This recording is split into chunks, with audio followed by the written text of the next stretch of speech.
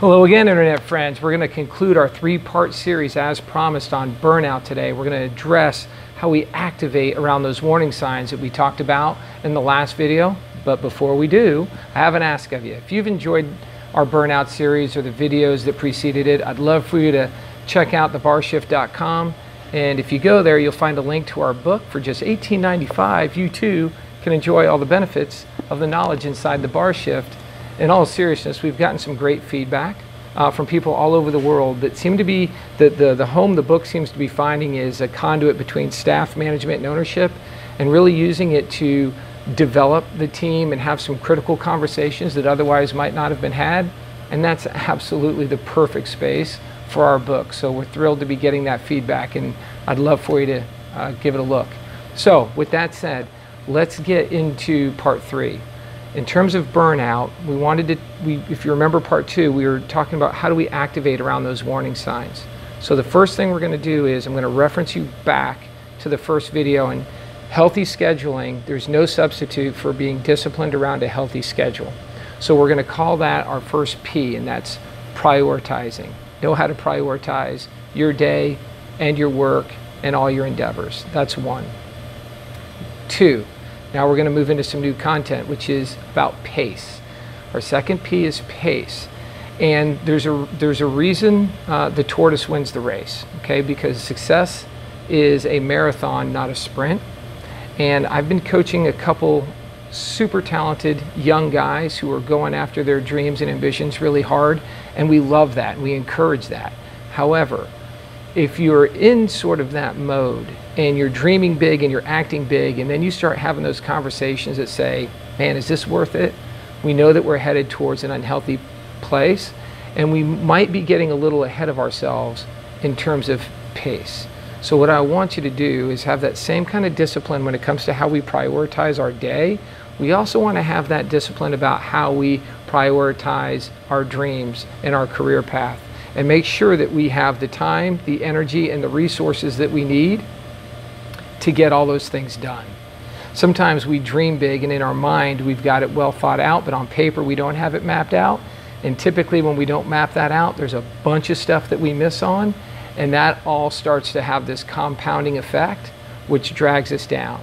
So pace and planning isn't one of the P's, by the way. So prioritization and pace really, really matter.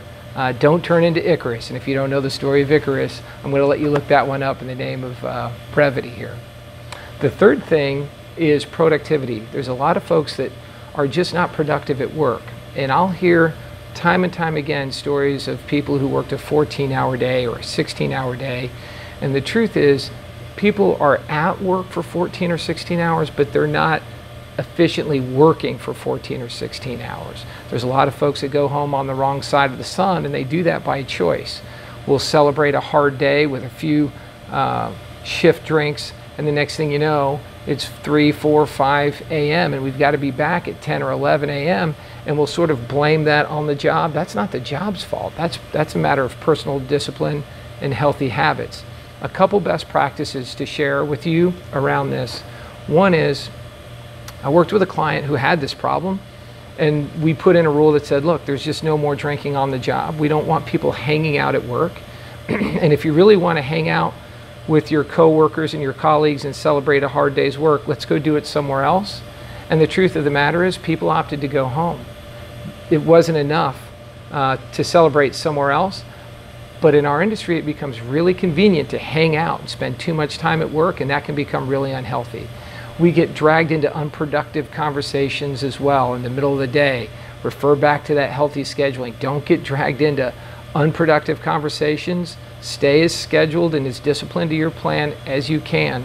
The third thing is a great best practice, and this is a little bit of a divergent from the topic, but 2 days off back to back.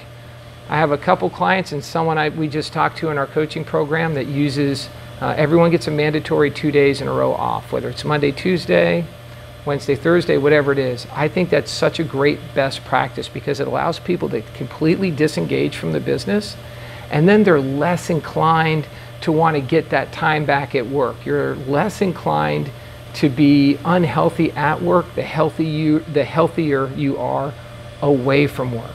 So consider giving folks 2 days off in a row. Consider not allowing people to hang out late nights and shift drinks and all the stuff that's really on the unhealthy side. People like it, and I know it's fun, but ultimately what we want is for ourselves and for our employees to be as healthy as possible and to drive energy and enthusiasm into the business and really generate a great guest experience without the flame out, which we can do. So let's do a quick review. The first thing was around prioritizing, and that was healthy scheduling. Revisit that video for more. The second thing is about pace. Make sure you have great plans. We want you to chase your dreams and aspirations, but do it in a way that doesn't burn you out and regret that you went after things or fall short of those things because we didn't think it all the way through and we went too hard too fast. Pace matters. 3 is about productivity.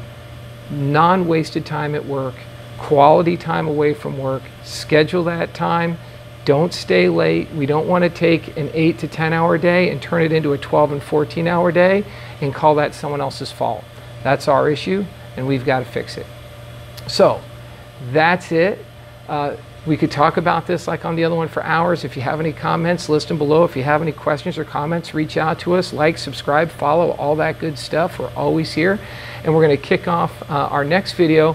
We're going to shoot about do you have an inventory program or an ordering program? And that one's going to be a lot of fun because most people don't have what they think they have. And I'm looking forward to tackling that one. So I hope you enjoyed it. Take care, my friends. We'll see you soon.